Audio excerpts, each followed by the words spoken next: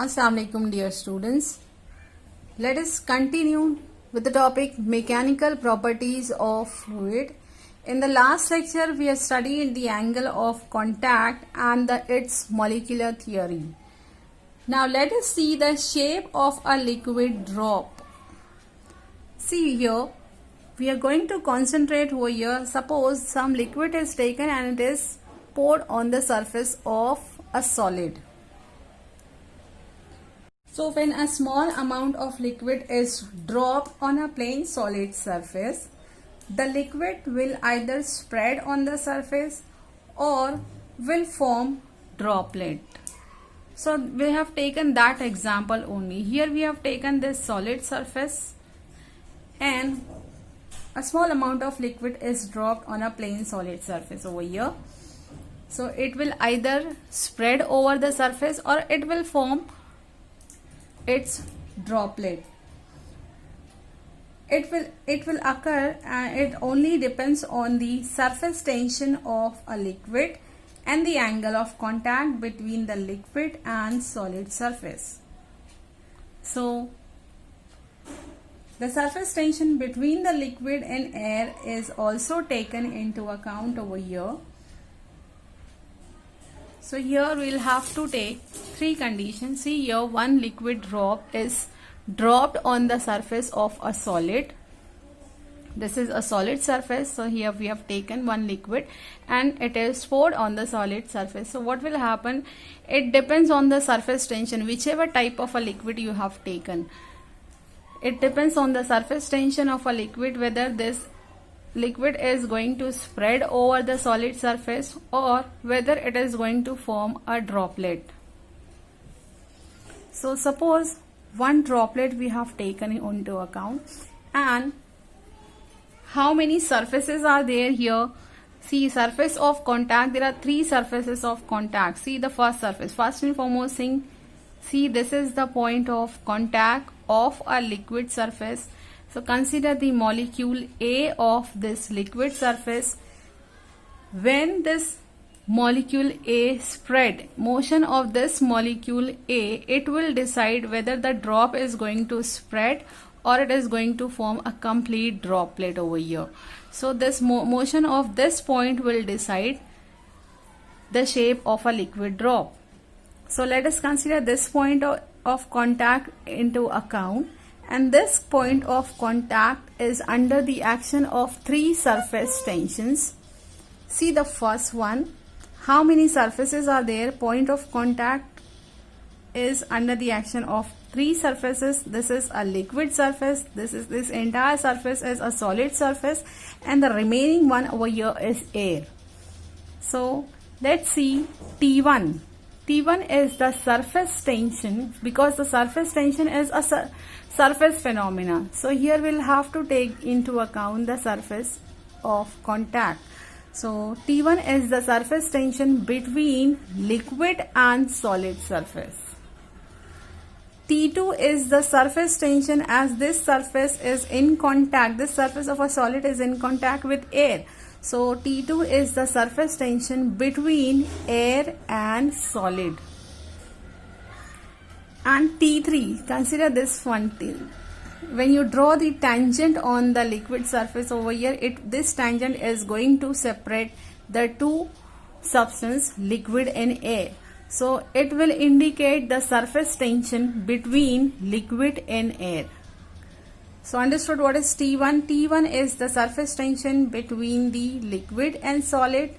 T2 is the surface tension between the solid and air. And T3 is the surface tension between liquid and air. So point A, suppose this point A is not moving anywhere. What does it mean? It means what? Point A is being acted upon the forces which are balancing each other. So let us see T1, see the direction of T1, see the direction of T2. T1 is directed along the liquid side, T2 is directed along the solid and air side, and T3 is directed between the liquid and air side. So with the solid surface. This angle theta is called as angle of contact. You all are familiar with it.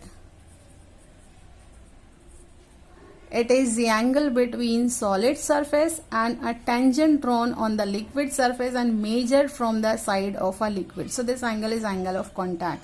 So this T3, when you are going to resolve this T3, it is going to have two components. One is along the x-axis and one is along the y-axis direction.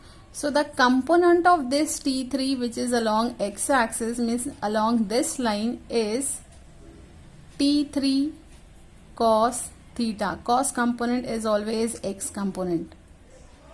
So part of this T3 which is along this x direction is T3 cos theta, and this one, this perpendicular, is T3 sin theta.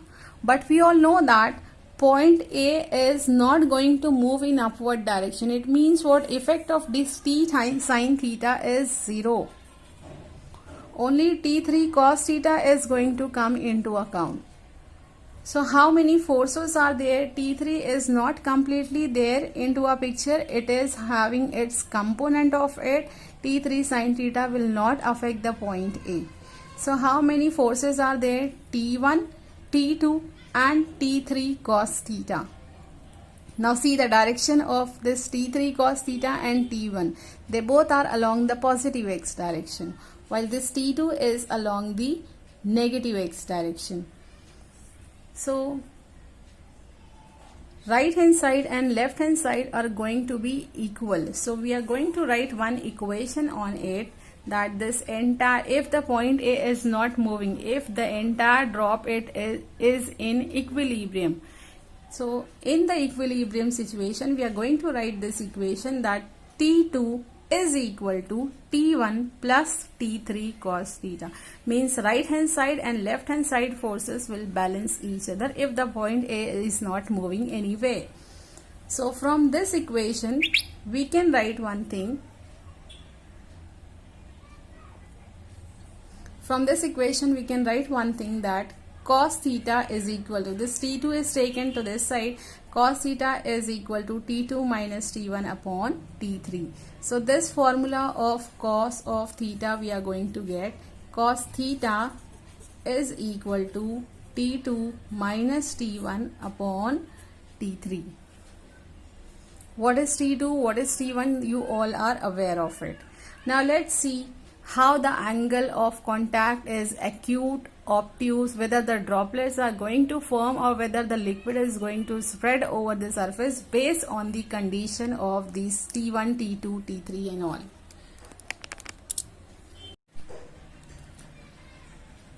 So we have the formula cos theta is equal to T2 minus T1 upon T3. Now let's see the various conditions. See the very first one, when T2 is greater than T1 and T2 minus T1 is less than T3. You see here, very first condition, when T2 is greater than T1 and this subtraction T2 minus T1 is less than T3. So obviously T2 minus T1 will be positive because T2 is greater than T1, and numerator at this time will be smaller than the denominator because T2 minus T1 is less than T3. So when the numerator is smaller than denominator, this will be a positive value of cos theta and the value of cos theta will be less than 1. So we all know that if value of cos theta is less than 1, then it is the value of all the angle which are smaller than 90 degree. So that is why we can say that for such situation, when T2 is greater than T1 and T2 minus T1 is less than T3, at that time theta is an acute angle and cos theta will be positive. So this is the example of kerosene. We all know that kerosene is having the acute angle. Now let us see the second condition for mercury. Also we can say for mercury we can say that T2 is less than T1 this T2 is less than T1, and the subtraction of this value T1 minus T2 or T2 minus T1, this value is also less than T3. T1 minus T2 is less than T3 and T2 is less than T1. It shows that the value will be negative but less than 1. So theta is negative, hence for the negative value of cos theta, angle of contact will be obtuse angle, and this is the example of mercury. Let's see the third one. When T2 minus T1 is equal to T3, when this numerator is equal to denominator, T2 minus T1 is equal to T3, at that time the ratio will become 1. We all know that cos theta is equal to 1. It means what? Theta is 0. Cos 0 is 1. So this is the condition for water. Now let's see the fourth one, very important one. When T2 minus T1, this numerator T2 minus T1 is greater than T3, means the ratio will be greater than 1. So cos theta will be greater than 1, and we all know that no angle will have the value of cos theta as greater than 1. So in such a situation, equilibrium will not be possible because cos. So this is the condition of equilibrium of a drop.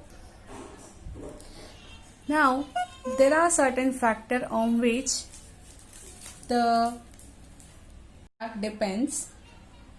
So, the value of angle of contact depends on the following factor. Very first one, the nature of liquid and solid in contact. It depends on the liquid and solid in contact. Second thing is the impurity. Impurity is present in the liquid, it changes the angle of contact as well. And the third one is temperature. Temperature of a liquid also alter the value of surface tension of a liquid, as well as it also changes the value of angle of contact. So any increase in the temperature of a liquid decreases its angle of contact. For a given solid liquid surface, the angle of contact is constant at a given temperature. So there are various factors on which the surface tension of a liquid depends. Let us see the very first one, effect of impurities.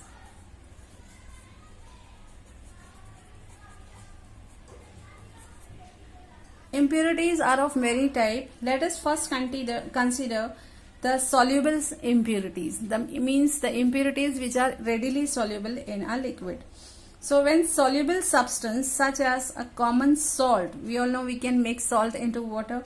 So when a common salt is dissolved in water, the surface tension of water increases. How will you come to know? You'll come to know that the salted water will be more sticky as compared to the plain water. So it shows that the surface tension of a liquid has been increased. Now, there is another type of impurity, sparingly soluble substance.